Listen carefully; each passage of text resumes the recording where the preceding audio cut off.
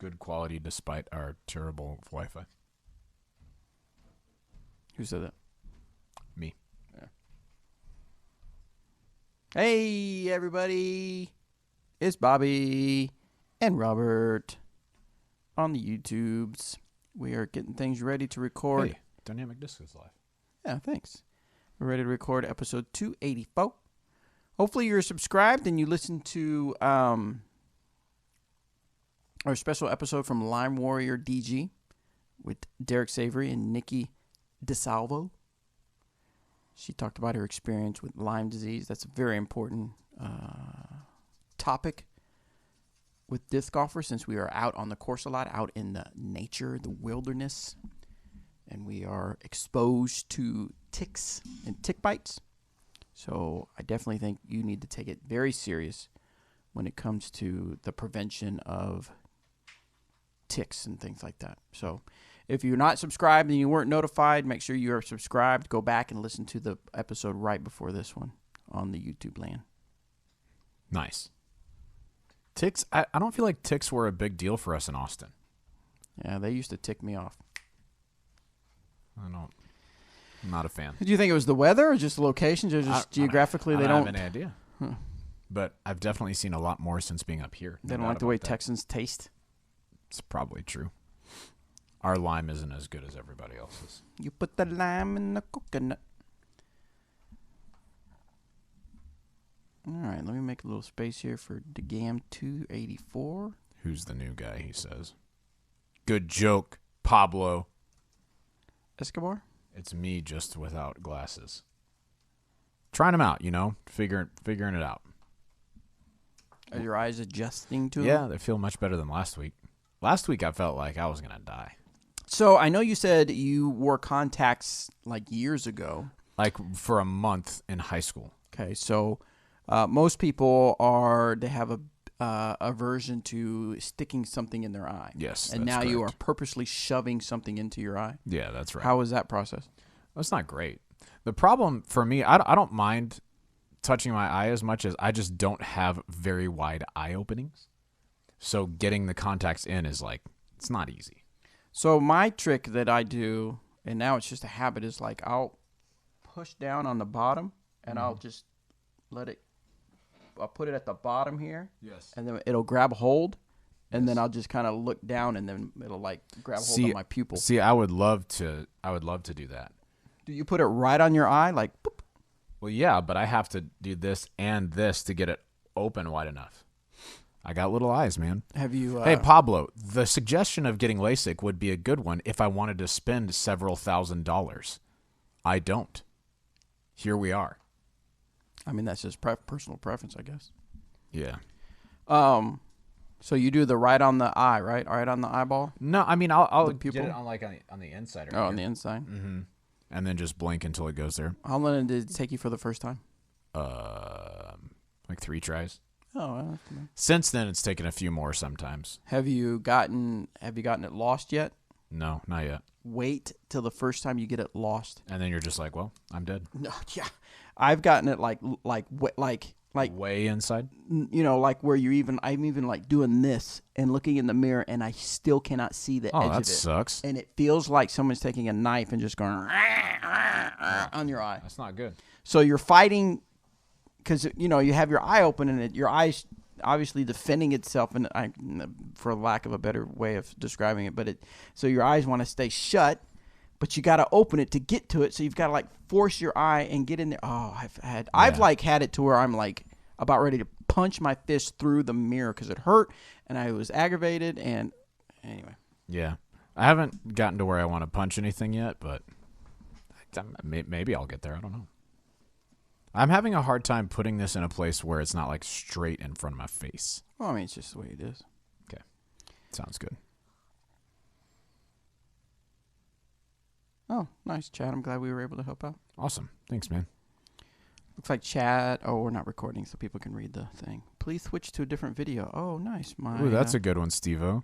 So focus on something past your hand. I've worn contacts since I was 15. It works great. That's a good idea. I'll give it a shot. Pablo, I had a friend get LASIK, and he really liked it, but he also has plenty of money to do that. And it's not that, like, he said get good insurance. I have the insurance that I have. I'm not going to go get a different insurance plan specifically for one procedure that I'm not positive that I need. So here we are. Will insurance pay? Not all insurance will pay. No, you'd have to get vision-specific insurance, and it would only decrease the cost of it. I don't think they just cover LASIK. Right, because it's kind of a quote-unquote luxury.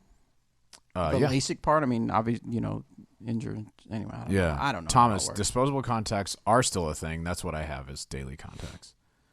We tried monthly ones too, and there just wasn't much of a difference, and I prefer just taking them out at the end of the day and throwing them away. Because, like, all right, let's say, I don't remember exactly how much they cost, but let's say daily contacts are $1 a day and monthly ones are $30 a month, so they're pretty much the same cost. If I lose one contact during the day and it's like early in the month, that's basically like $15. Whereas if one of them falls out and it's a daily contact, it's like 50 cents. So I just rolled with that. Yeah, there you go. Diggin' DG. I don't think he lost his contact after that shot. I think he just punched the ground. Yeah, we won't talk about that. I mean, we can, but... dude, low putt. I have only played Crush on the Concho once, but I loved it. It was awesome. Super fun. I would go back if I was anywhere close to that area, for sure. Creative Brit, $4.99, super chat. Says, getting an increasing pain in my shoulder from driving the more I play lately. Any ideas? play less. That's not... Well, I guess kind of. I mean, it does depend on how much you're playing. Creative, yeah. Tell us, how often are you playing, and be for real? In the last 2 months, how many times per week have you been playing?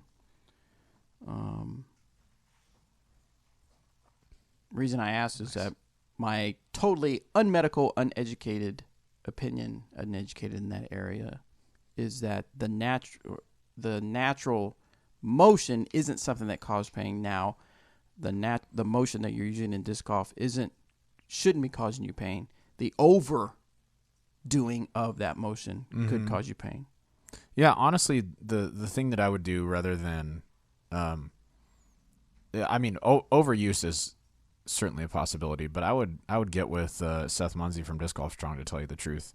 He has a lot of experience working with athletes and injuries, and specifically injury prevention.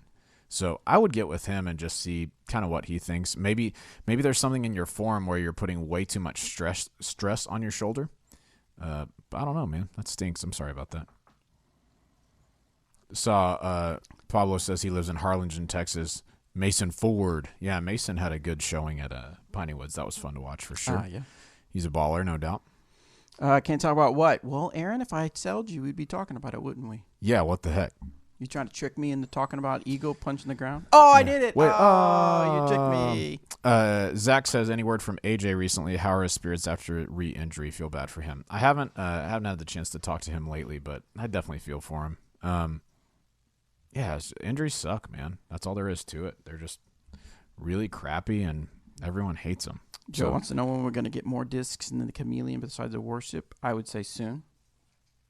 Soon very soon. Yeah, no specific dates to speak of other than the release that's coming up on the 10th? No. The wholesale release is the 9th. The retail release, I don't know if we've talked about yet, but I mean, naturally, it's usually the next week, the next Friday after a wholesale release. So you might want to check our website the 17th. Yes. Definitely be signed up for our newsletter, because that's one of the first, amongst the first to know. Thanks, Pablo. Yeah, I have fun doing commentary with Eric for sure. We both love that course, so it's fun to get to talk about, no doubt about it. Clint says, talking with Peeps the other day, should we call disc golf holes, or let's go play a quick 9 baskets instead? That sounds weird. Yeah, it does sound weird. I understand what you're saying, because I don't know, man. I just say 9 holes. Well, you put the basket in holes. So, touche. Yeah. All right, we're at the 2 o'clock hour. When in Rome. What's up, Ace Run? Good to see you, man. We're at the 2 o'clock hour, so we are going to go ahead and start recording the podcast. You want to record? Yes. Okay, let's get it.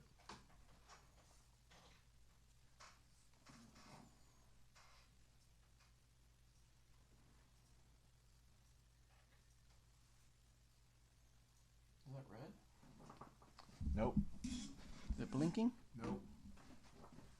USB power? Oh, Yes. yeah.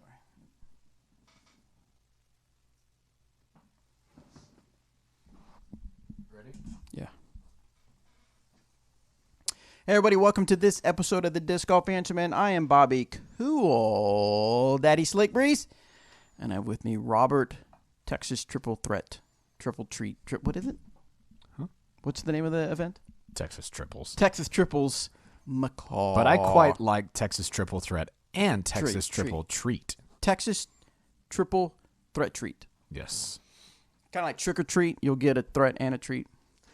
So I'm not sure that's how it works. come here, kid. All right. Here's a piece of candy. Here's some candy. Do you feel threatened, though? All right, Yeah, cool. All right, so. Dynamic Disc does not condone the threatening of children. No practices on Wednesdays. I wrote a description recently that had a disclaimer in it, and I was really proud of it. I had to take it off. They didn't think it was a good They didn't enough think it was disclaimer. appropriate. So I wrote a different one. I hope you guys see it soon. I liked it.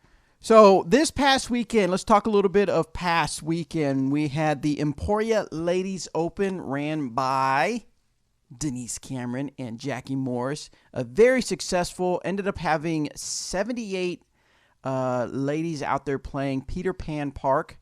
Had a little bit of a bumpy start because of rain and because of the weather.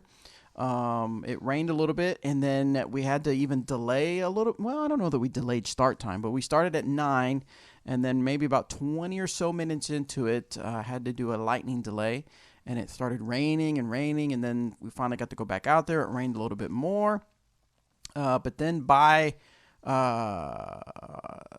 lunchtime, it had cleared up, and then the second round, it was a beautiful day, just Yeah, it was really and nice. sunny, but had the wasn't hot or anything like that. So, but anyway, overall, fantastic tournament. Of course, everybody had a good time. We had 8 different states, I believe, represented in those 78 players. I was able to caddy round 1 for. You'll have to help me remember or help me on the last name again. Her name is Kim Genola. Janola. I always want to say Giovanni.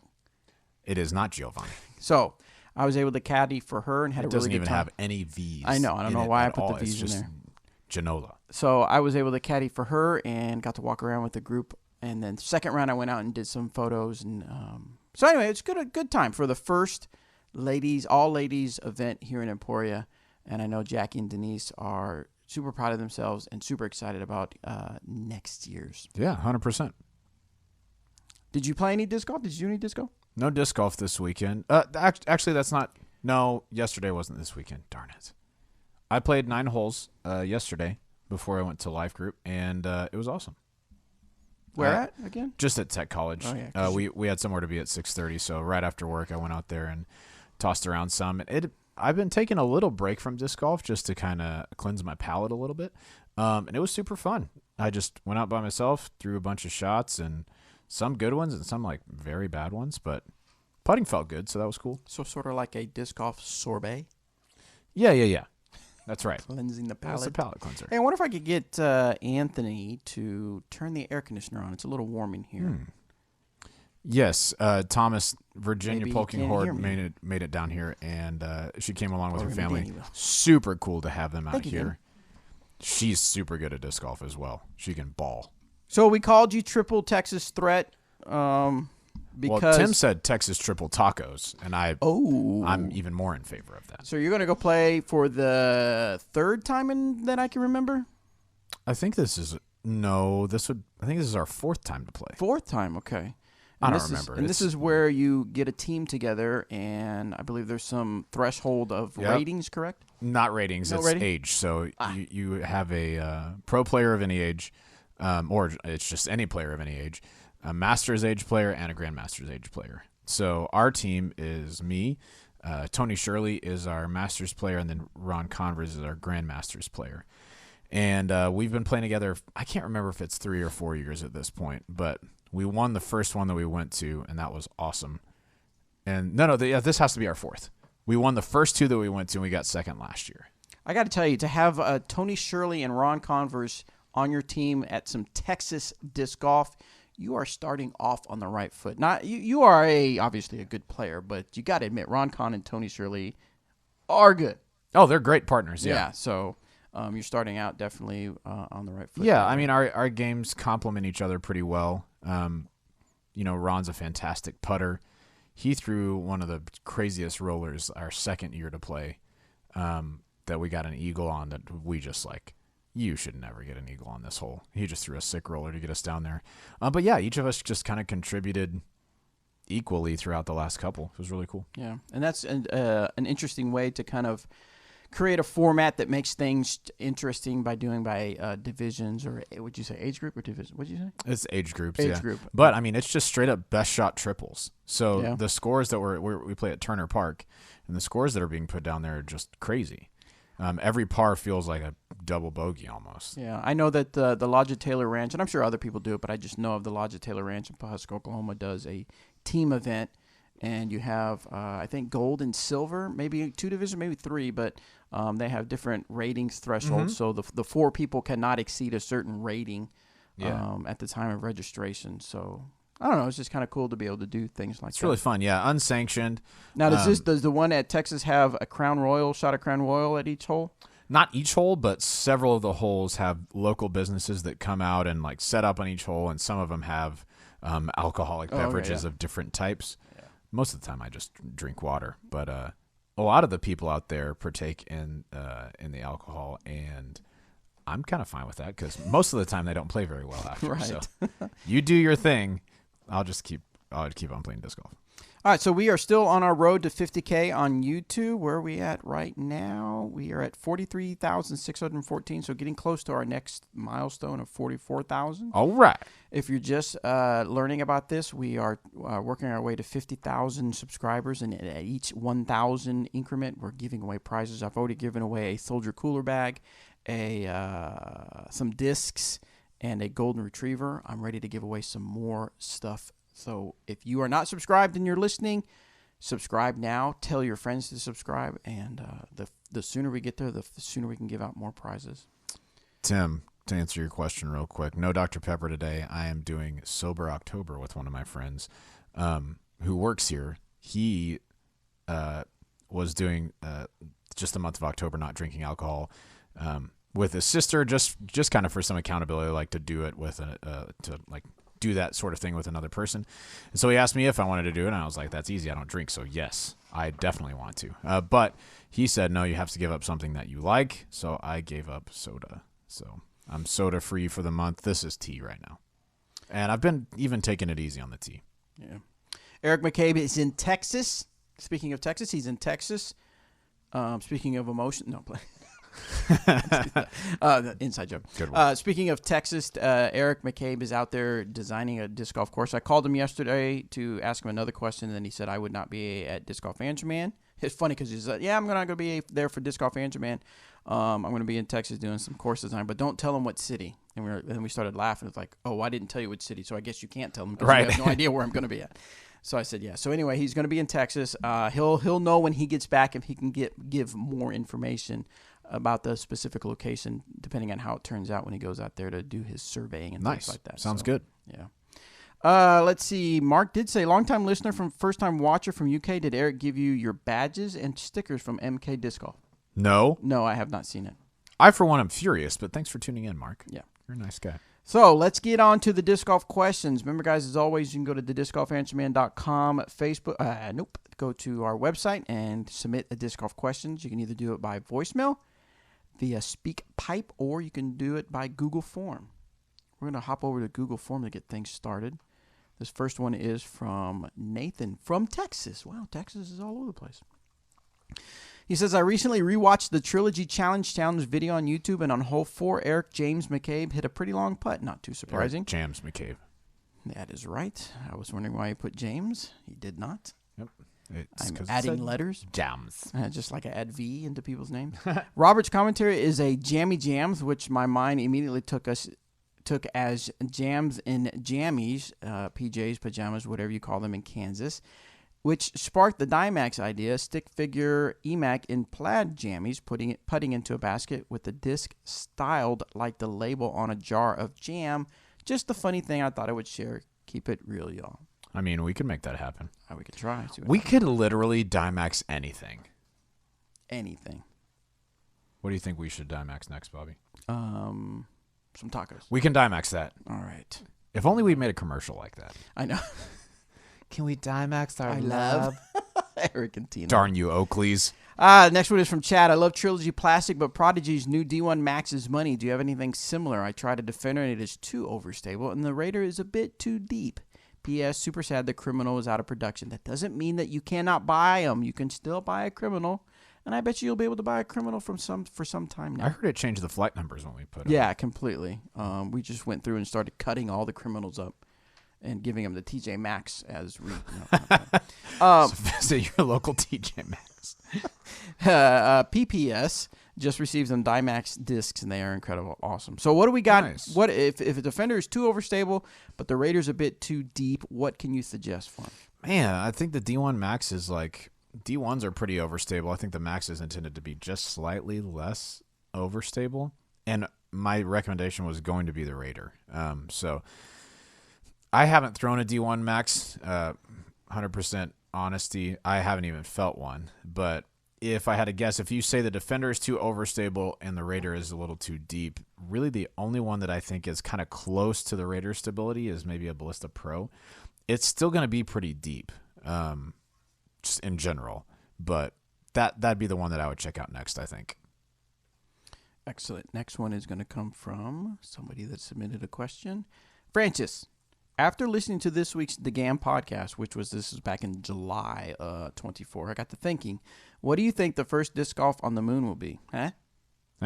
We should have an ace race to the moon. Maybe a few years out, but all we need is an astronaut to take one up. What do you think? Yeah, I think that's definitely feasible. At the same time, in a very real way, I think it probably won't happen. Yeah, in a very, very, very real way. Yeah. In a keep it real way. What does Michael say? He's like, I knew exactly what to do, but in a very real way, I had no idea what to do, or something like that. Yeah. Aaron says, I played at a tournament several years ago where I went to a playoff. On the first hole of the playoff, I splashed out off my drive and had a tap-in birdie. Afterwards, we were discussing if I would have been eligible for the ace pool since I would not have carded a 1 on an official scorecard, but I still got an ace. The group was split 50-50. What say you? Oh, okay. Where I went to playoff. So in other words, he didn't get the ace, but I see, had he gotten an ace in a playoff, does that count toward the ace pot? Man, that's a really tough one because I would probably say no, though I would hope if I had hit that ace in a playoff, they'd be like, yeah, ace pot worthy. What would be your reason for no?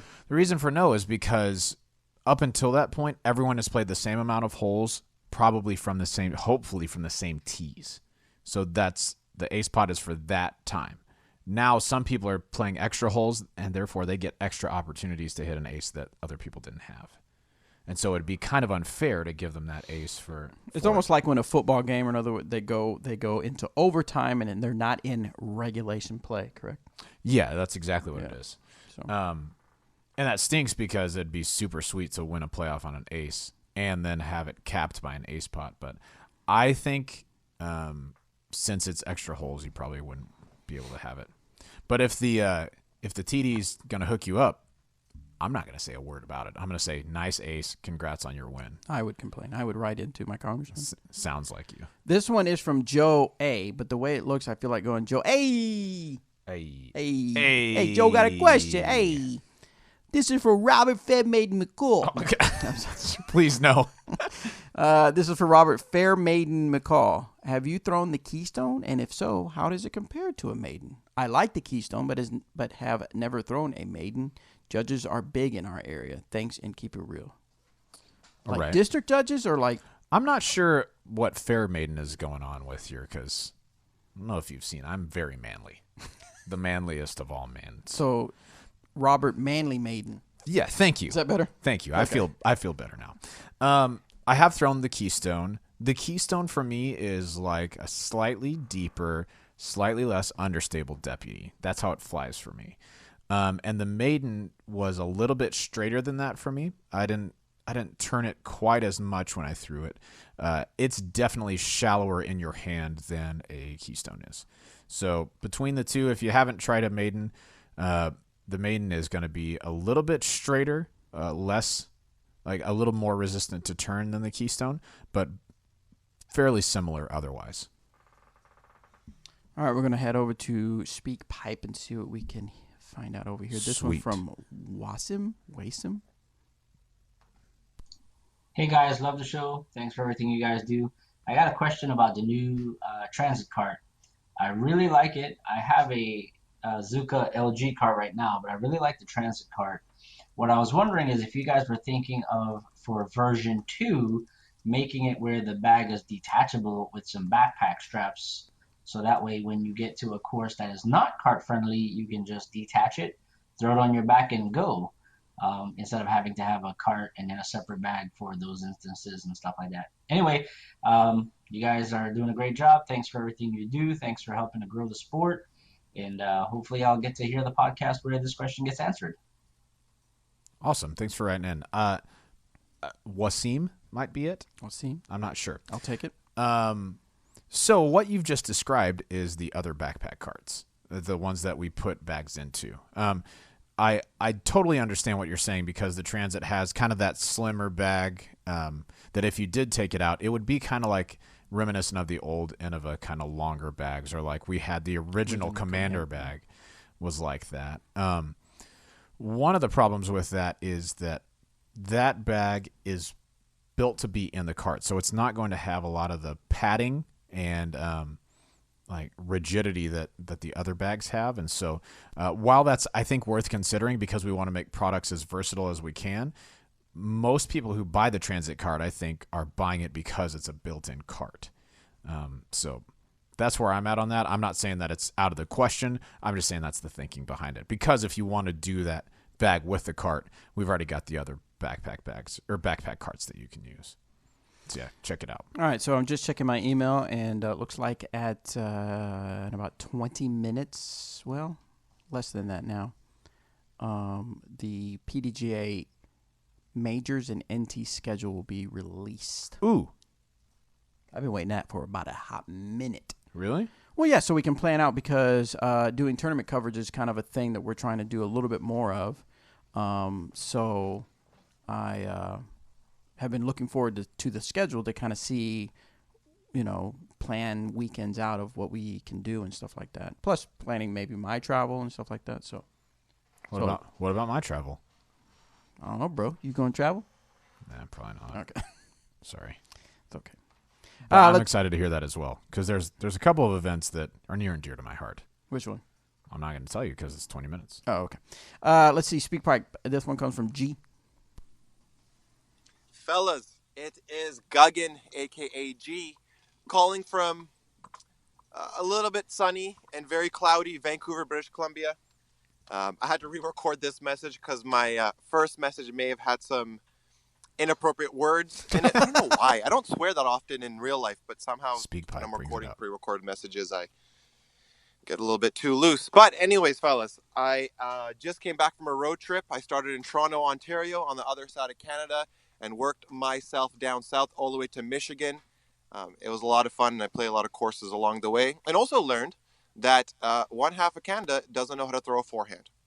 So that was fun. Ended up having advantage on some people along the way. Nice. My question for you guys today is related to my last question, which involves forehands. You guys give me some great tips on how to throw hyzer on forehand. Use those pivot points, use those hips, wrist, elbow, what have you. But what about the other side, the Anhyzer? I know this stuff sounds really simple, just move your thumb a little bit. But with throwing turnover forehands or even flex, it's hard because if you put too much Anhyzer on it, the disc burns into the ground. So my question for you guys is, how do I efficiently throw an Anhyzer from forehand? Keep doing what you're doing and keep it fake, boys. We will never keep it fake, Guggen. Never. Ever. Hashtag never fake news. Yeah. Hashtag just kidding. We might keep it fake sometimes. When the sign's not on. It's sometimes fake, sometimes real. Or if Robert breaks it. What?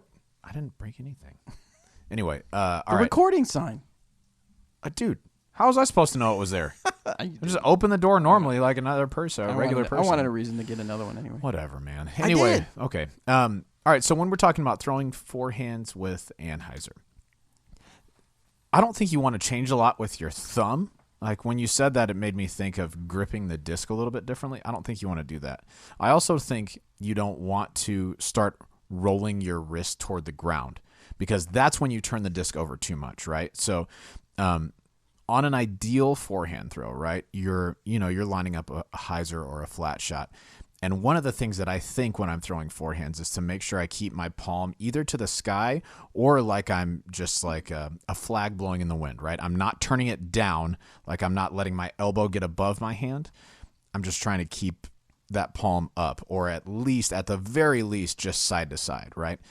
Same thing goes for an Anhyzer, except for now your pivot point, that like you talked about, your pivot point of your elbow and your body, instead of kind of tilting to your right side if you're a right-handed forehand thrower, you're going to stay a little bit more upright, and you're going to bring your hand higher than your elbow, and then it's same release. You really don't want to think about throwing these too hard. Rely on the stability of the disc to do the work for you, and make sure that when you finish that shot, even though your kind of follow through is going to be toward the ground, make sure and keep that hand kind of straight, like side to side, instead of rolling over with your palm to the ground. That's the place you do not want to be at all. You always want to be palm to the sky, slightly to the sky, or straight sideways. Do that. Do that or don't. Next one comes from Josh. Hey guys, I was on the PDJ website checking out the list of approved discs and thought it would be fun to see what molds were first approved by top brands. When I clicked to see the DD list and scrolled to the first of the list, it showed the manufacturer distributor name, Destiny DD. These approval dates went all the way back to 1979, which with such approved molds as the Floater, Puppy, Super Puppy, Long Ranger, and Jedi. Anyway, you can form us on the Destiny DD ties and more on Destiny. Thanks a ton. I don't know the exact history on that. I know that way back in the day, there was a Destiny discs, I think it was called, or Destiny disc. I think that's right. I only know a little bit about that history. There is no association with dynamic discs and that Destiny DD. Yep. That's about it. That's all I got to say about that. Thanks for the question, Josh. Appreciate it, man. John, after watching several tournaments... No, this is a question from John. I'm not asking John. After watching several tournaments, I noticed that many tournaments use the same color paint to mark OB as well as Circle 1. Oh, I've noticed that too sometimes. Yeah. I especially noticed on hole 17 at Idlewild because of the snaking river. I thought Kevin Jones' shot was OB, but instead it was just inside Circle 1. Just a tad confusing while watching. Should the PDGA or Disc Golf Pro Tour put out a standard that in order to avoid confusion and for the live viewer, OB should be painted a specific color and Circle 1 and 2 should be another color? I would have to... Now, I don't know the reasons behind why that happened, but I would have to agree with you that it would seem to make sense that they would be painted different colors. Yeah. I think maybe one hang up with that is, and this is really rare, but in tournaments like the USDGC this last weekend has OB areas and hazard areas, and those are differentiated by red top stakes for OB areas and yellow top stakes for hazard areas.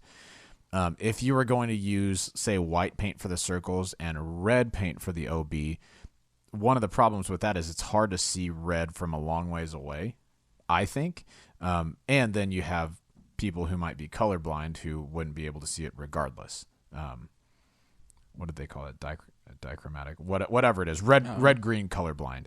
That wouldn't be able to see it regardless of what you use. So if your OB lines are going to be close to your Circle 1, Circle 2 lines, I would definitely recommend that. I don't know about making a standard on it, though. Like, hey, you may have all this white paint from years past, but now you have to go get yellow paint for the OB lines. What if they said it and said by 2022 this is the standard? That way you could kind of go through and knowing people probably forget about it by then. But that's part of the responsibility of being a tournament director and running tournaments. Yeah. Knowing the standards and the rules. I would think that would have to be the solution. If a standard were to be set into place, then give people a year or so to get ready for the standard. Yeah, I think that's a good idea.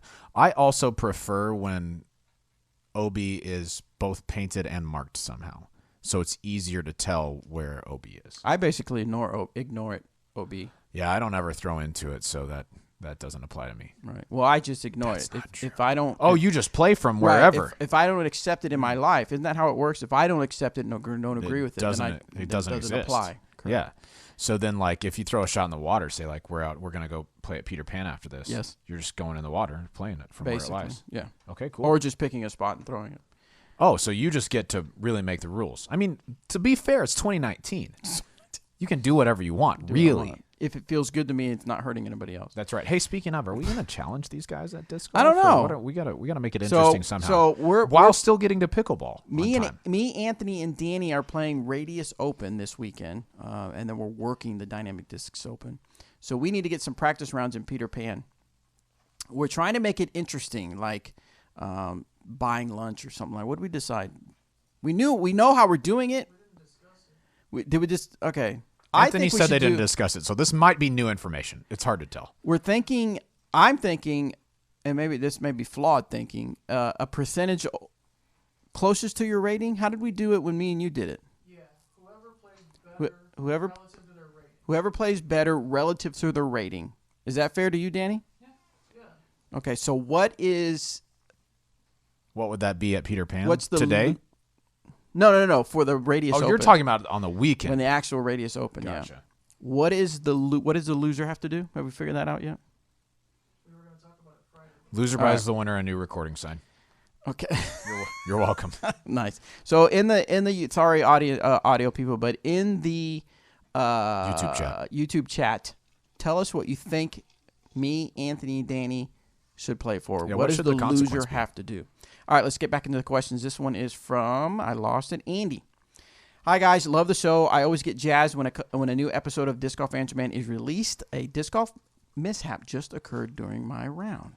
I threw my tee shot, released early, and ended up throwing a terrible shot. I decided to throw off the tee again, but with a different disc. My practice shot flew right into the basket for a sort of kind of ace. Has anything like this ever happened to you? So he must have been obviously playing a casual round. Yeah. So, yes, one time at the Flint Hills course, I was warming up on hole 2, I think it was, and I threw 3 shots, and my third shot, which was with my suspect, I got a hole in 3. So if you're re-teeing, it's like a 5, but still. Right. True. But in 3 shots, I got a disc in the basket. Now, I was super excited. A lot of people said you got an ace, but then when I posted it on Facebook, I got not criticized, but I got pointed out by a few people. Was it really an ace? And so I almost quit disc golf because of it, but I stuck around. Nice. I went in and stuck around. I was just laughing because in the chat, what are they saying for us to do? Benjamin said, "Loser gets liposuction. They'll be responsible for their own medical expenses." Jesus. It's an office thing. Stepney. Oh my goodness. Tacos or winner makes a new nickname for the losers that has to be used for the next month. Yeah, that's not bad. Another one buy a was round of margaritas and tacos. I like that. That's a pretty good one. Another one was loser has to dye their hair or beard DD blue.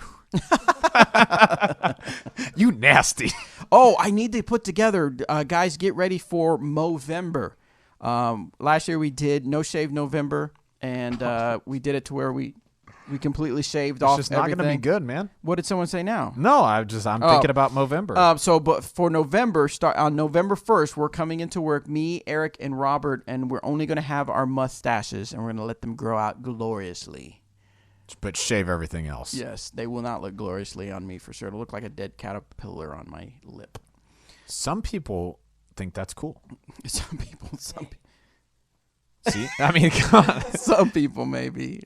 So anyway, Danny's having some withdrawals. Talking about November. All right, so let's get back to the questions. Nate, on a recent episode, someone asked what to do with old discs. I don't think we answered his question at all. I did on the ace thing. I got a weird ace. Did you ever get a weird ace? I mean, I've hit like a second shot ace. I I didn't really count it to like my ace total at the time, but also I don't really keep an ace total anymore. Like I probably have in the range of 15 to 18, not including practice aces, but I don't know. It's just like if I get an ace, I'm like, hey, that's cool, but I don't really keep up with them that much anymore. That's it. All right. For you, be like, dude, I just aced. Yeah, that was sick. I haven't got anything close since then. This one's from Nate. On a recent episode, someone asked what to do with old discs once they break. Just curious if it's possible for disc manufacturers to reuse old beaten down discs. Also, what's the best plastic for someone with sweaty hands? Keep up the awesome work. So, in our 3 lines, we have Origio, Biofusion, and it's not Origio. Sorry.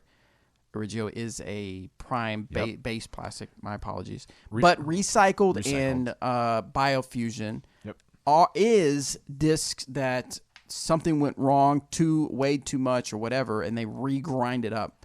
However, my non-science brain thinks that if people were to try to turn in plastic that breaks, there's going to be dirt, grass, other things in it that's going to make it not work to be regrinded. Yes, that's correct. When they do that regrind, it's with stuff that just didn't mold up immediately. Right. That's what it is. There's no other material that's in the plastic. Yeah, and then for sweaty hands, the plastics you were talking about, I think the more baseline plastics are going to be better for you. The Prime, Origio, Retro, Classic, Zero, BT, those kind of plastics are better for sweaty hands for sure. Sweaty. I need to borrow some sweats. Oh no, I was thinking of the SNL skit. I know. Oh, but I want the you Nacho. didn't want to go there. I didn't want to go that way. Okay. I wanted to go the Nacho Libre. Gotcha. I'll almost always want to go Nacho Libre. We need like a sandbagger sound effect. Here we got a question, and it literally says his name is Sandbagger ? So it sounds like we got a Sandbagger question. This year I went in my first tournament, and I started playing in the local league. Intermediate seemed like the place for me until at my last league night, I had the round of my life. We like to call that a Caddyshack round. And crushed the competition. I was called out in the email after the league night for being a sandbagger. They now want me to move up in divisions, but I see it as a great round, but not repeatable on a weekly basis. Should I move up because of my one good round, or see if it is repeatable first? Is it a sanction league? It doesn't say. No, it just says. If it's a sanction league, It says disc golf league. Yeah, no. If it's a sanction league, you play whatever division that your rating allows you to play. That's what I think. No, it's kind of like a Raz thing or whatever. If it's just if it's just your first time you had a round of your life and they're calling you sandbagger, they're just hazing you. They're just razzing on you. Now, if this would have been like your 5th or 6th one where you just crushed the competition, then I could say there's some merit to them calling you bagging on it, sandbagging. So I would consider. But if this is your first one, nah. Yeah, I agree. I wouldn't worry about it. For sure. All right, let's go back to Speak Pipe. This one's from Joe. Joey! No, different I Joe. knew you were going to do that too. Dang it. Whoa! Yo, guys. Love the show. Haven't been listening very long, but I love all the content. I've been thinking about switching and throwing some more discs from Dynamic Discs, and Thank you, Joe. I've been playing off and on for almost 7 years. I don't have a big arm, maybe throw consistently about 300 up to 350, 360. I just and knew he was going to say 450. if you were going to make a in the bag with some dynamic discs, just a simple in the bag, what are some discs that you would recommend for my arm speed? Appreciate it, man. Thanks. Give him 5 discs. All right. Are you ready? I'm ready. Wait. I'm ready. Okay. Number 1, Raider. Because you're going to want it for wind fighting sort of days. Excellent. Good, versatile disc. Good choice. Second, your go-to distance driver, Trespass. I agree. Throw the Trespass. Fusion, Lucid, Biofusion, whichever one you want is good. Raider, Trespass. Yes. Next one up. This is a really tough one. Definitely the Escape. You're going to want a Lucid Escape or a Fusion Escape, whichever plastic you prefer. OG. I'm going to... If I can only do 5 discs, I have to go to a mid-range. Well, yeah. Okay, that's it. For a mid-range, I'm directing you to the... Probably EMAC Truth, honestly. Even though Eric isn't here, like it's just a really good disc. He always comments on our 2 Disc Tuesdays said, maybe I'll throw an Emac Truth. I know. And he was like, the first couple times I commented like, or didn't see that coming or whatever. He's like, just so you know, I'm going to comment on it every week. I was like, yeah, I got that. Like, of course you're going to. And I'm always going to make a joke about it because we have to.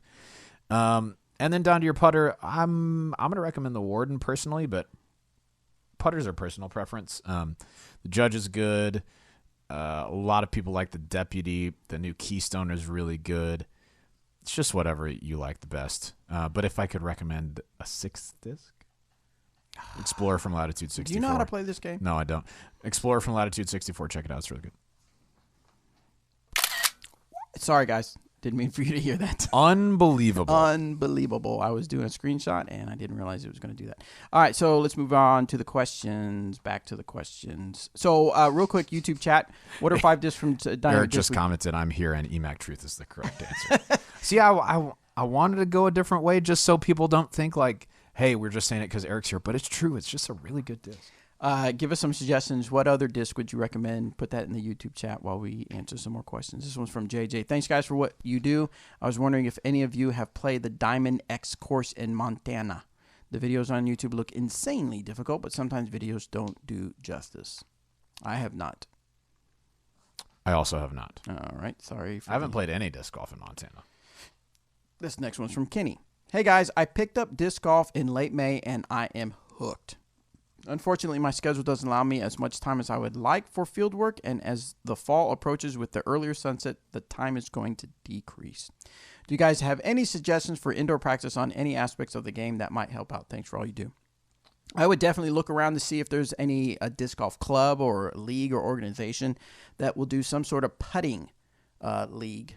We have Winter Marksman League that's coming up. Maybe you can start something with that nearby, or someone else is starting it up. You can go to dynamicdisc.com/WML to get more information. But to me, if you're not able to get outside to play on the course, if it's getting too cold to be outside, if anything, working on your putting is going to just help you get ready for the next season. And the perfect fun way to do that, and hang out with other disc golfers, is with a putting league. Yep.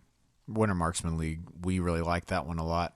Just helps to keep your putting sharp during the winter time. And another thing, most of the time, even if you can throw inside, if you set yourself up a little net or a blanket or something where you're not going to damage your house, cool, but you don't really get to see the result of shots. You can kind of keep your mechanics warm, but that's about it. One or two things that I would work on during that time is your flexibility and your core strength. The disc golfers who throw the farthest seem to be extremely flexible. It just doesn't seem like anything's tight. It's like when they throw and it looks smooth, that's because they are super loose. And then core strength, I think, drives a lot of what we do as disc golfers. Strength training in general is really good, but definitely core strength and flexibility. All right, next one comes from... Help me out with that one. Eunice? Oh, Eunice.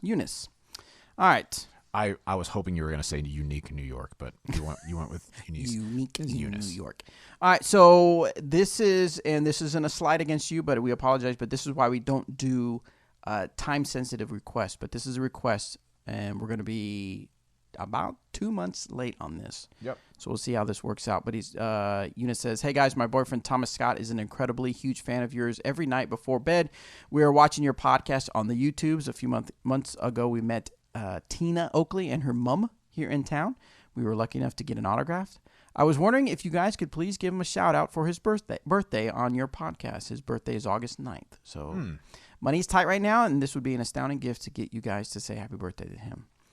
Well, Eunice, we're right around 2 months late. Yes. But still, happy birthday, Thomas. I hope you had a wonderful birthday, Thomas Scott. And if you didn't then, most people celebrate 2-month birthdays throughout the year. So you actually have 6 birthdays. So this is the 2-month anniversary of your birthday. Happy 2-month anniversary. Next with us, Jordan from Allentown. Hey, Disc Golf Answer Man fam. I've been struggling with upshots lately from about 150 to 200 feet. I'm stuck between throwing a putter, a Warden, nice, hard, or a mid-range soft with the fade. Thoughts? Most of the time, my Wardens flip up and go more right than I want. but my mid-range soft usually fades too much because I throw it too soft or throw it too hard with not enough fade. What should I do? All right, Jordan. I gotcha. Here's what you're going to want to do. Work on throwing the putter smooth and get comfortable with whatever that smooth distance is for you. So if you can throw it 150 feet comfortably and you can count on the flight of the disc, have that be the max that you're going to throw a putter, because you don't want to overpower a putter if at all possible. Generally, when you do, that's when they start to turn to the right. A second recommendation would be if you're throwing mid ranges, make sure that if you are going to power down on a mid range, you're generally wanting to use a less overstable mid range. Something like the Fuse from Latitude 64 is a great mid-range to use for this because you can power it down and it doesn't seem to change the flight a whole lot. So if you are going to power down once you're past that comfortable putter range, make sure that you're doing it with something that isn't super overstable or even kind of stable. Like, I don't throw Emac Truths much less than 80% just because once they slow down, they want to move to the left for me. So I use something like a OptoX Fuse or a Fuse for those sort of shots once I'm past my comfortable putter range. And it's a Warden for me as well. All right, so here we go. We got the PDGA National Tour. I thought I was going to have majors too. I'm sorry. National Tour schedule. So the first one is going to be Texas State Disc Golf Championships in Tyler, Texas. Yeah, a new venue for Texas State's. Yes, the dates are March 27th through 29th. That's, of course, going to be tournament director Steven Story, who is the TD of the year for 2018. Steven. And the next one will be Dynamic Disc Glass One Open here in Emporia, Kansas. Oh, and then Santa Cruz Masters Cup. That's Beaver State middle Fling. of May, end of June. Delaware Disc Golf Challenge. Nice September. Is that new? No, Nope, that's been around. I was going to say. Music City Open. That's the new one. Presented by Dynamic Discs. Discos Dinámicos. Yes. And then, that's it. Oh, no. Oh, okay. And then the Pro Tour and National Tour schedule together is on that page as well, so you can check that out. Anything else new on here that we wouldn't have known about? No, I don't think so. Everything looks pretty. No, pretty standard from what we've seen before. Yeah. Yep. All right. Very cool. So now I can go schedule. So I'll see you guys later. No, I'm telling you. All right, so yeah, go to PGA.com and look for the article titled 2020 PDGA National Tour Book Ended by 2 New Venues, and check out and get your schedule ready for 2020 to go play some national tours. Next question comes from Blake. Hey guys, I just heard a question a couple episodes ago about how there was a guy who shot in the rec division, shot better than the people in the intermediate division, but his rating was lower than theirs. And Eric and Robert's answer was that had to be the same round, same day, same time, same conditions, all that, same layout. So how does that work with the Pro Tour and tee times, where the first car tees off at 8 o'clock in the morning and it's sunshine, and the last car tees off at 1:30 in the afternoon and it's raining? Does that affect the ratings, or is it the same because it's all in the same day? Thanks, guys. Yeah, That is a fair question. Super good question. Tee times are kind of their own animal in this sort of thing because it's all considered as one round when you do tee times throughout the day. So whether you tee at 8 a.m. or 3 p.m., you're still playing round one of the event. So all of those ratings are going to be the same. And a lot of times you'll see that, like, one of the ones that sticks out to me is this year at Ledgestone. I teed kind of in the middle of the day a couple of days, and in the morning it was calm, and people who hadn't played as well the day before were turning in like ridiculous scores, like 8 unders, 9 unders, crushing it. And to manage like even or 1 or 2 under in the weather that we were playing was a good score. And so it's just kind of a crapshoot when it comes to weather. You hope that it's the same for everybody, but it rarely is, and that's just kind of the risk that you take with tee times. But when you're talking 2 rounds in a day, that's when those should be separate from one another. All right, next one comes from Chad.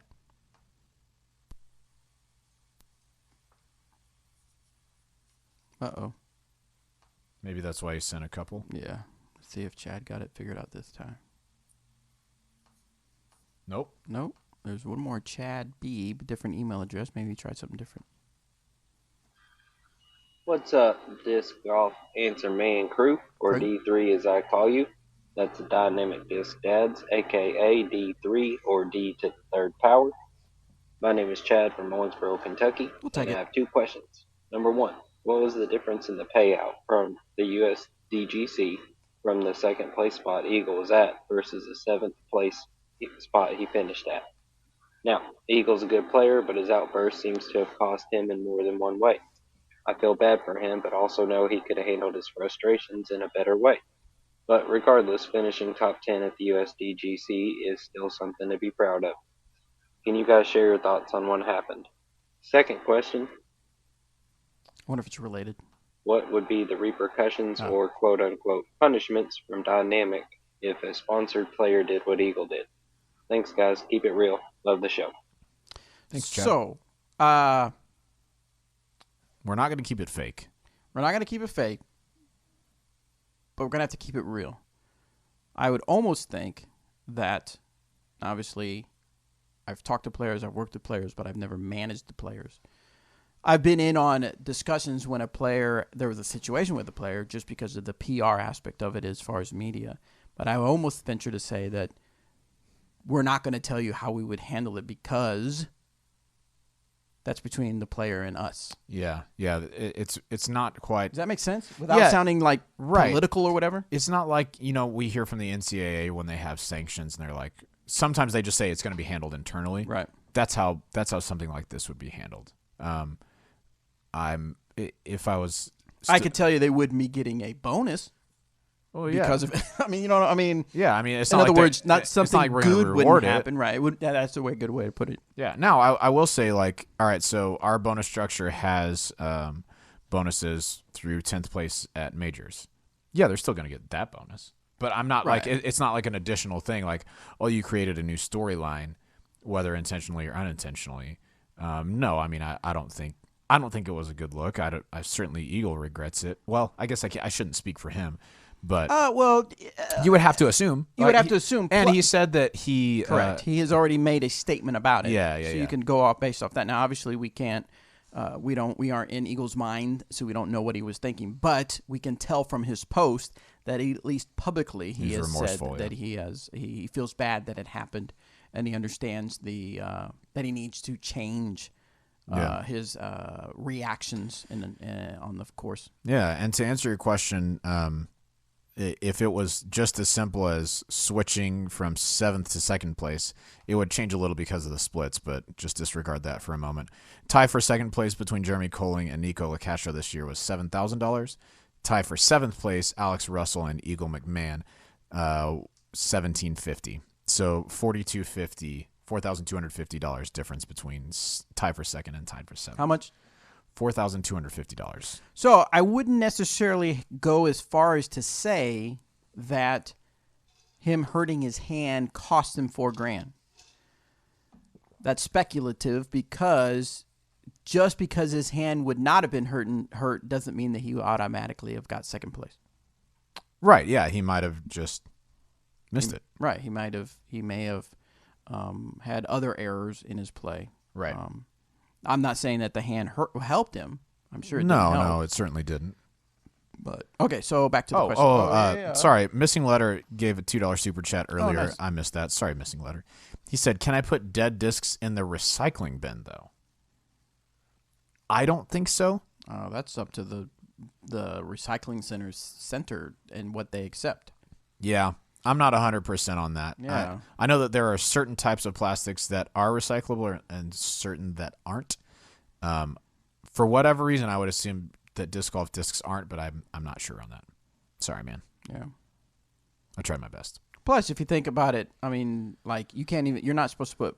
My understanding is you're not supposed to put like pizza boxes in the recycling bin because there's food or grease or like whatever. Right, and so maybe they wouldn't accept that because of dirt or I don't know. I'm totally speculating. Right. So, all right. So we got time for a couple more questions. This one is from Jordan. Hey, Disc Golf Answer Man, fam. No, that's the same one. Yep, it sure is. Let me delete that one. Get out of here. Skylar says, Eric, how many courses have you designed or had a hand in designing? 1,000. About 350. No. We'll save that for when Eric's here. Yeah. All right. Next one comes from Chancho. I need to borrow some sweat. It's Chancho. nice. What timing? Hello, Disc Golf Answer Man fam. I have 2 questions. Why don't Danny and Anthony get on the show when Eric or Robert are gone? What the heck? Chancho. And my second question is, what is your favorite taco meat? So. Oh, Anthony's ready to go on the show. So at the time right now, Anthony and Danny have other projects to work on. So they are currently working on other media projects that they have. And my second question is, what is your favorite taco meat? Barbacoa? Shredded brisket, actually. I really like shredded brisket. That is really good. Man, a good chicken fajita taco is really good. Although, it's the salmon taco at Torchy's, which, by the way, I will be eating this weekend on the way down to Texas and while I'm in Texas, and then also on the way back up from Texas. I will be eating there. You want me to bring you some? I won't, because you didn't bring me any. We agreed that it wouldn't be so good. I don't care. Next question comes from Jason. Okay, this is a weird question, I'm sure. I want to get a Lucid Junior Judge for my daughter's first birthday. The question is it safe to let her play with this when she's most likely going to jam it in her mouth immediately? Lucid plastic is pretty durable, but I'm just curious what your opinion would be on buying the disc. Either way, this just affects what year she gets it. I would say that the junior, it's a blunt edge because it's a putter, but underneath where the wraps around, I don't know that would be good if she starts gnawing on it. Right. I don't know how the plastic is compared to like a baby toy where the plastic might be a little more, is the word I'm looking for, pliable? Yeah, sure. Where it's got a little more give to it. I don't know that it has the same amount of give.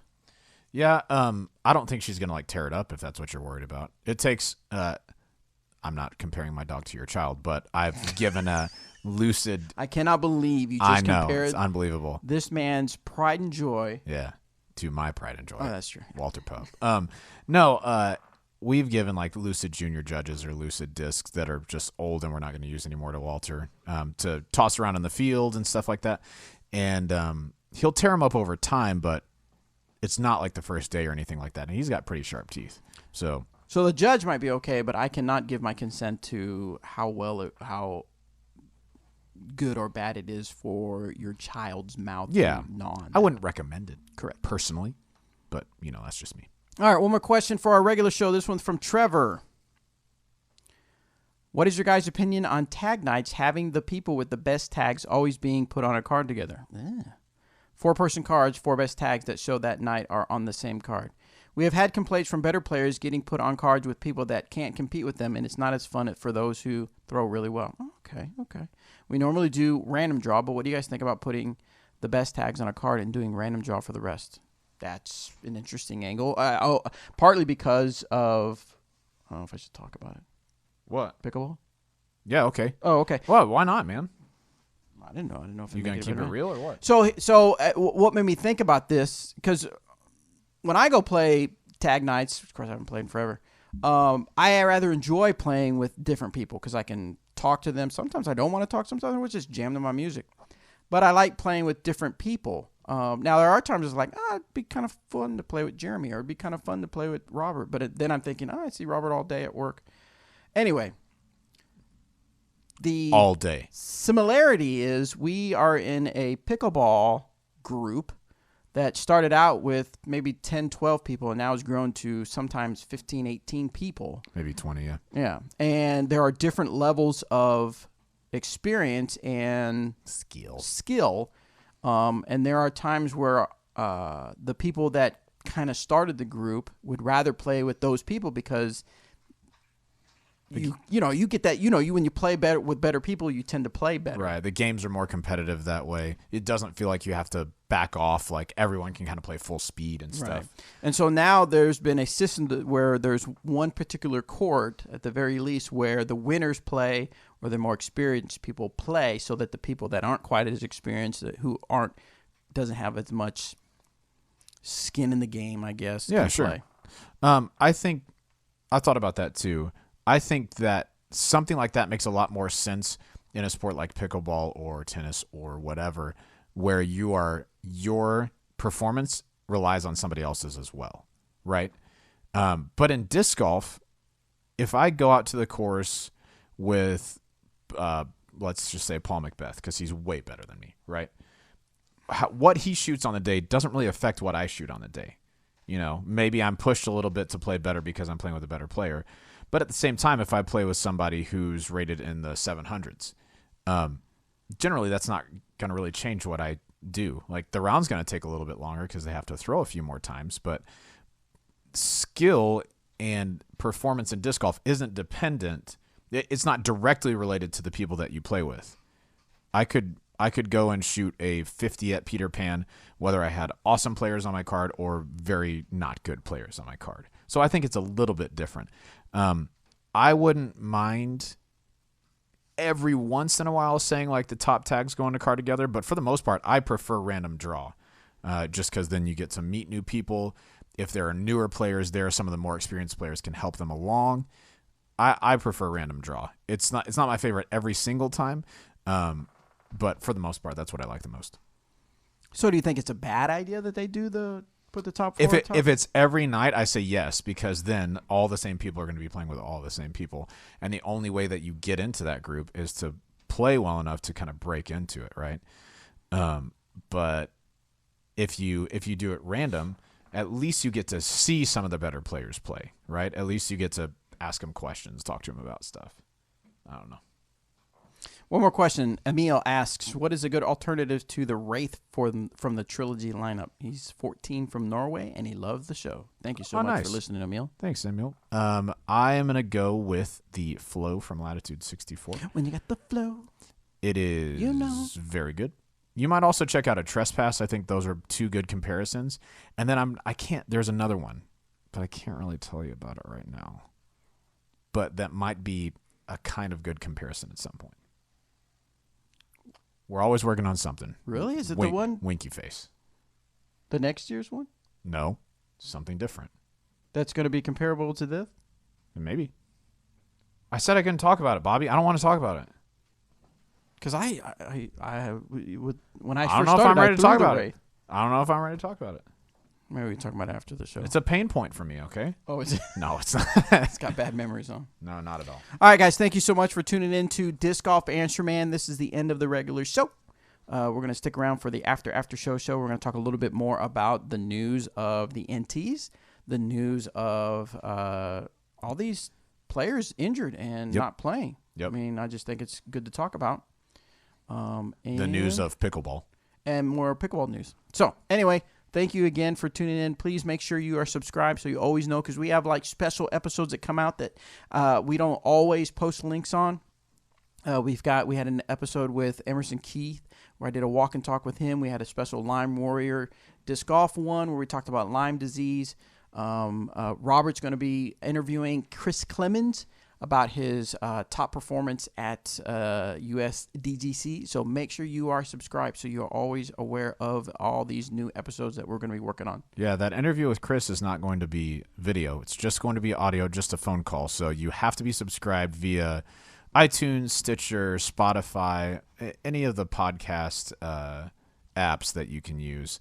You'll be able to get that interview there. And I intend to do some more of those in the future, just to kind of help you guys get a little bit more into the mind of the players and understand what their mental game is like, what kind of stuff goes through their mind when preparing for a tournament, while they're in a tournament, all that sort of stuff. I think it's going to be really cool. Yep. We'll see you on the next episode.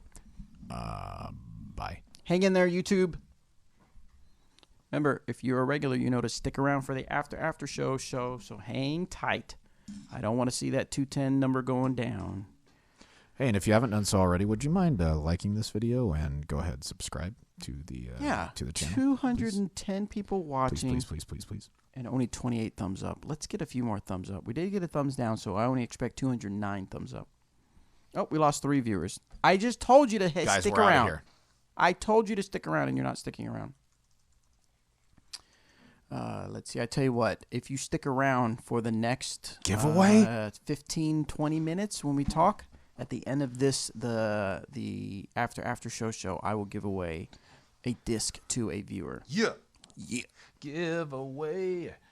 Giving discs away all day today. It's kind of like the Real American Heroes sort of song. Hall of Fame is This weekend? It is this weekend? Yes. So there is a skip ace for it? Yes. A sip ace or a skip ace? It's a skip ace. Do you want to record this? Yes. Okay. I'm going to go use the restroom. All right. We'll wait for you to finish. You don't want to record that probably. No. Pick closes in 2 days, so make sure you are. We haven't. Have we? Oh no, we missed a few, but we're gonna do one for the Ed Hedrick Disc Golf Hall of Fame Classic, the National Tour finale. We're gonna do some picks here in a minute when Robert gets back. We're gonna talk about the NT and talk about anything you guys want to talk about on the YouTubes.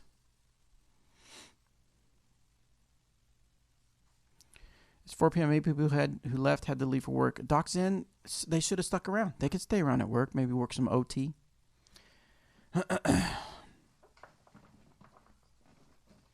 I would not do such a thing, Doc. I prefer to thumbs down them in real life. I came in later. How'd Bobby and Danny's rating move this date? I don't think anything would have moved because I haven't played any sanctioned events. You haven't played any, right, Danny? You didn't play any sanctioned events? I don't think I did. Yeah. No, yeah, my last rating update was August. Yeah, mine hasn't changed. Now I will be playing Radius Open, and I'm looking to play the maybe the disc golfer. I don't think I'll play Oklahoma Open, but I may play Green Country Open.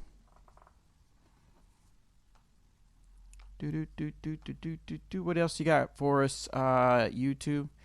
Can you guys talk about wide rail reach back? Watched Danny's video and read things, and I don't understand the idea of a static shoulder. When I reach back and when I pull through, the shoulder moves. Maybe Danny wants to address this because it was his video? Or Robert? Glasses, no lenses. Matthew Hoey has a question about wide rail. Okay. Real quick, Austin, the flow song was from Last Dragon. Yes, it was. When you got the flow, you know. Oh, hey, did y'all's ratings change? You want to talk about that in the after? No, they did not. Oh, well, I mean, I don't think mine would have changed, would it? I haven't played anything unless something dropped. Yours wouldn't have. No, it won't drop without you playing something new. Yeah. What about you guys? Same. Same? I haven't played any. Whatever. What about you, Robert? Same. Whatever. It changed the last update at least. That was something. All right, let's record. Let's do it.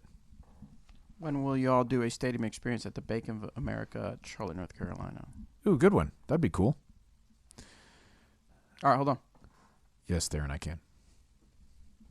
Hey, everybody, welcome to the After Show, where we answer questions from YouTube chat and we talk a little bit about stuff. We're going to talk about some stuff. Let's start off with this. Theron Hobbs says, Robert, can you explain explain an XC tier and why USDGC doesn't count toward ratings? Yes. So XC tiers, a lot of times, I think they're intended to be like experimental C tiers or whatever. So when there's a rule in place that isn't normally in place, and they don't want the ratings to count, you can still sanction the event, but it won't count towards your ratings. That's what that is, and that's what happens at USDGC, specifically the stroke and distance portion of USDGC, because there are areas on the course where if you throw out of bounds, you're throwing from previous lie no matter what, and the PDGA doesn't really like that as it relates to ratings. So that's why those don't count. And it's unfortunate for the guys who do well because those ratings are generally really good out there, even if you play just kind of okay, because it's just such a tough course. That's it. Nice, I got it right. Thanks, man. You want to talk about USDGC first? Yeah, go for it. What were we going to talk about? Well, just one of the things that I thought was really cool about this one, and the way that it happened was, no one would have expected it, but Ricky goes down with Lyme disease. Oh, I see. Ahead of the event, right? Then Macbeth is certainly not himself throughout the week. He just put a post up today that was talking about he felt a pop in his ankle on his first putt of the event and just couldn't quite get it together after that, which stinks for sure. And he said his season is over as a result. So he's not playing Hall of Fame, which is the NT finale, and he's not playing the Disc Golf Pro Tour finale. And then Eagle, punches the ground on hole 16 after missing a short putt, breaks his hand with, I think they call it a boxer's fracture. And from what I understand, he's out for the season as well. And one of the really cool things about this USDGC specifically was that I felt like there were a lot more people in contention than there usually are. Usually I feel like there's maybe 2 or 3 people who are, they separate themselves and then they're in contention all week. This week, I felt like there was like 8 people throughout the week who legitimately had a shot at winning. I thought that was really cool to see. Obviously we were rooting for Chris Clemens along the way. Hole 17 bit him, and it stinks for him because he, where his score was going into that hole, if he would have just bogeyed that hole, and parred 18, he could have won. But at the time, he's thinking, I've got to birdie out because there were no chinks in James' armor whatsoever. He was playing phenomenal golf. You couldn't have guessed that hole 17 was going to bite him as well. So those guys were obviously in it. Big Germ was a clubhouse leader, and it looked like the way that people were bogeying, maybe he was going to get up there. Nico with the Albatross, that was a really cool video. Oh, yeah, that was real. Yeah. Oh, my God. I was watching that one live. The excitement level was cool, too. Yeah, and I threw up my hands. Yeah. It was just so much fun to watch, and I've played that hole, and it's really friggin' hard. So that was really cool. Nathan Queen had another great showing like he had last year. Just a lot of people putting down some really fantastic scores. And while I think we'll miss having Macbeth up there, we'll miss having Ricky and Eagle up there for the next couple of events, I'm really looking forward to seeing a little bit of parity across the field and see who kind of steps up a little bit. So for me, a really entertaining USDGC. You want to say anything about the live coverage at all? Oh, yeah. So, yeah, that's right. Forgot about that. Yeah, so there was some controversy. Ah, yes. I, too, can mispronounce words. There was some controversy over the live coverage for USDGC because we are so used to having Smashbox TV bring us live coverage. Well, not last year. Who did? Oh, that's right. They didn't do it last year. Well, but I mean, Fulcrum did a little bit last year, but it was mostly the whole 17. But live. Smashbox is the de facto as far at as most events, yes. Right. Yes. Covering disc golf. A lot of times when you think live coverage, you immediately think Smashbox. But a lot of people were criticizing because of last year's coverage. We didn't want any more. We didn't want more of just the studio talk and only a few holes being shown. And I got to say that I was pleasantly surprised. I didn't think it was going to be the same thing as last year. At least I was really, truly hoping it wasn't. But it was a legit coverage with some really good camera angles and some good flow. The drone live footage was really cool. The emotional shots, the regular throw cam and catch cam, all that stuff was really cool. It turned out really, really well. And I think that's now the big question that maybe for some people, maybe not everybody, is pay-per-view the way to go? Now I did hear, this is hearsay, but I heard that at one point 2,200 was the concurrent views. I think they used the word concurrent, or someone may have just said, "Hey, something right now like we've that, got yeah. 2,200 viewers."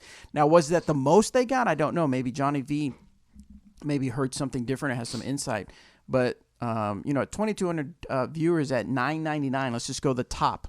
I know a lot of people probably got the discount, but let's just say $10 was at $2,200 or $2,200. You got $22,000. My understanding is that doesn't cover the cost of the production. I don't think it covers half. Which doesn't surprise me. Right. $22,000 is a nice chunk of money, but to bring quality coverage like they did, I would imagine that didn't cover it at all. Yeah. So is that a good model to go by? It's not one that would survive for very long without having outside funding as far as underwriting or commercials or ads and stuff like that. So I think they did a good job.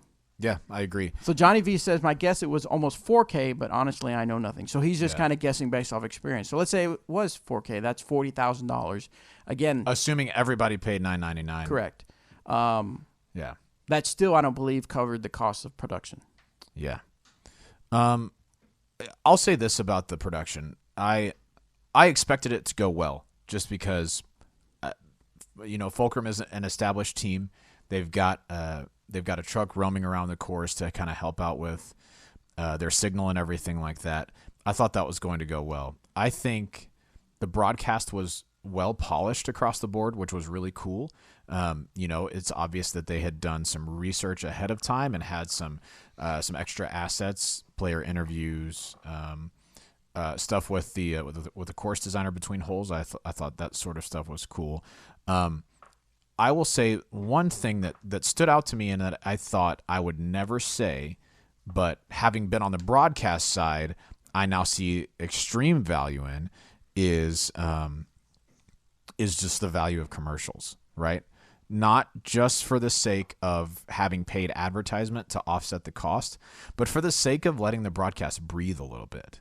Yep. When we do, like when I've done live with Johnny V and that's just my internet. Never mind.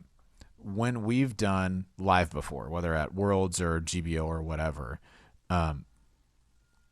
those commercial breaks for like if we're sitting here behind the microphone and we go to commercial, it's like you give your you mind a break. you can breathe for a second. Yeah, you can kind of refresh and then stay a little bit. Like it helps me to stay sharp throughout the broadcast because I don't have to fill time the entire time. That's one of the things that I was most impressed by Jamie, Hannah, and Ken about is that there wasn't a moment of dead time throughout that broadcast. So kudos to them because it is not easy. Like filling time, plain and simple, is not easy. It's hard to do and make it sound natural and interesting. It's very, very difficult. At the same time, I think the broadcast would have benefited from just maybe a little bit more breathing room, right? A different video asset, a couple of commercials here and there, just so that the long walks between holes, the walks down the fairway, that sort of stuff didn't have to be broadcast the entire time. But having that said, I thought they did awesome. I would pay for that again. Just in general, I thought it was really good. I'll say one of the standout things for me was just, we're rooting for Chris Clemens here. He's a DD player. And I've known this about Chris for a long time, but to watch it happen was really cool in that he handled himself like an absolute champion when he went OB on 17. 17, I've said it before and I'll say it again. If you are a competitive disc golfer, I honestly believe there may be no more nerve-wracking situation than stepping onto 17's tee with something on the line, right? With like a decent round going or like, your round isn't down the drain or whatever. You're not 20 over. You've got a decent round going and you step onto hole 17's tee. I have never felt nerves like that ever. And my first round, I took an 8. I threw out of bounds 3 times. And so I know what it feels like to do that. And it is just such a difficult hole. The distance isn't hard.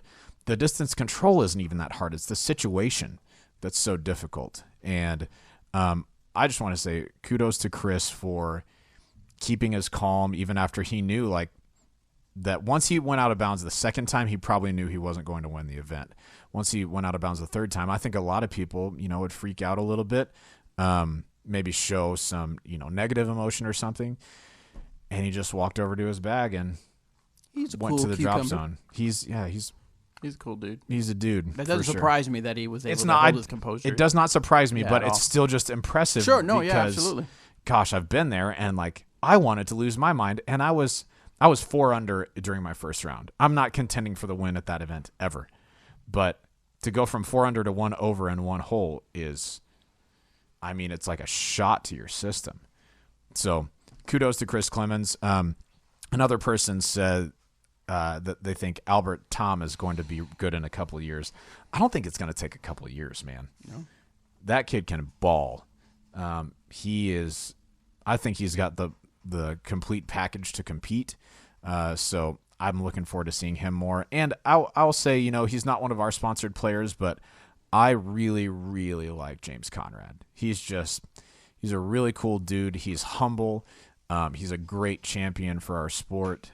And I was, if Chris wasn't going to win, I was really excited to see James win just because he's a dude. Like, he's a really, really nice dude. Extremely unassuming, incredibly skilled. Cool for him to take it down. Excellent. All right, so we've got maybe about 10 minutes before we got to get off the air because I have an appointment at 3:30. So let's go ahead and make our Ed Hedrick Hall of Fame picks. What say you, sir? Woods golf. Yep. That's what you need to be thinking about. Johansson usually pops in my mind when I think of Woods golf. Yeah, he's probably a good pick there. Yeah, he's 1027. Yep. Let's think other top guys here. I like Chris Dickerson for this. He always performs well in the woods. But we're burning through a lot of points if we do that. Because he's 1042 rated. If you're just tuning in or you're not sure what we're doing, we're at skipace.com in the Disc Golf Answerman League or the DGAM League. If you haven't joined, you can just use the code word or password DGAM to get in. I know we give away prizes for people that do better picks than us. Yes. And it's almost everybody. Yeah. Okay, who else? I think James Conrad's going to play well, but I don't think a lot of times people will win a major and then turn around and not do well the next week because they're just still kind of riding that, they're still hyped from that. And if he plays well here or not, it's not really that big of a deal. What about the mindset of Chris Clemens? Getting so close, leading for so many days. Yeah. And do you think that will help him or hurt him or? Yeah, I think throw him in there. Why not? You think? Toss him in there. Throw him in the fray. Let's pick our lady side. Sure. Go Paige Pierce winning the event. And let's go with tough one. Who else plays well in the woods? Sarah usually, if she does, yeah. She's got good defined lines, she Mm-hmm. usually can get through the woods. But she's at least if we're trying to pick kind of higher rated guys, she's a little bit expensive for that. Holly Finley actually usually plays well in the woods. Okay. We'll give her the nod. Save a few points that way, and say, oh, you know what? Change it out. Heather Young, let's do it. Where's she at? 929. 920. Wait, 6. Sorry. Yeah. All right. What does that leave us on the? We have on the bro side. 2043. Okay. Open that pick up again. Let's see. So we can do 1022, 1021 rated players if we want to. So I'm thinking let's put in Zach Melton can navigate some woods okay. Yeah, I can go with Zach Melton on this one. He usually plays pretty well out there. Leaves us with 1024. How about who also plays well out there is Johnny McCrae. I'm going to give him a shot. He didn't do very well at USDGC this year. He's had kind of a tough year. I'm going to give him a look, though. What is he rated? 1020? Something. Okay, he is on the board. Just making sure that translated over there. All right, so we've got an alternative we'll pick. Let's go with Nathan Queen. Cool. Sounds good. All right, so MPO picks. We have Michael Johansson, Chris Clemens, Zach Melton, Johnny McCrae, and our alternate is Nathan Queen. By the way, man, that shot on hole 17 for Nathan, that had to have been just. And then his third round was just, was it his third? Yeah, third round was just, man, it was written all over his face that he was just frustrated, which I completely understand. I'm not faulting the guy whatsoever, but he was playing such good golf up until that day 3, and you just feel it for the guy. It's such a test, man. It's so tough. Yeah. And, I mean, he still finished in 9th. Like, he made $1,600. Top 10 at a major. He secured his invite back for next year. But after being tied for the lead at points throughout the week, it's just a tough pill to swallow. I think the USDGC breaks you down more than any other tournament that I've played. Yeah. Picks for FPO is pick 1 is Paige Pierce, pick 2 Heather Young, and our alternate will be Miss Christine Jennings. There you go. Save picks. We're in. We're in. All right, anything real quick? A couple things on. We out here. Let's see. I'm short and stocky wide rail. Oh, I think Danny's helping somebody out with wide rail. Yep. Yeah, we got 2 lefties in there. I don't know if that's a good choice. Darn lefties. Looks like people are talking about the picks. All right, so we'll go ahead and wrap things up so I can get ready for my 3:30 meeting. Thank you guys for joining the after show. What else we got going on? Let's see. We're playing Radius Open, and then we're having Dynamic Discs Open go on this weekend. So got a lot of weekend golf happening. Robert is heading down to Texas for the Texas triples. Yep. Triple lipple dipple. And then Eric Mccabe should be back next week, and he'll fill us in on the designing he's doing out there. Guys, let's give away a disc. 202 of you. Nope, 201. One guy didn't get the message. He left. 201 people. I'm going to make it simple on you folks. My meeting's at 3:30. I want you to take a screenshot. You got to earn it. Take a screenshot, post it on Instagram, tag myself and Robert McCall and Dynamic Discs in it. One of the 3. And just take a screenshot and say, the post must say, I really love listening to the Disc Golf Answer Man podcast. You should check it out. Got it? I really love listening to the Disc Golf Answer Man podcast. You should check it out.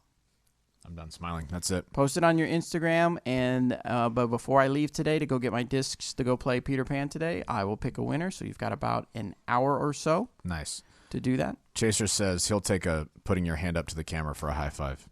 Air 5, everyone. Remember, Scrubs, give the Todd some love. Todd will give himself some love.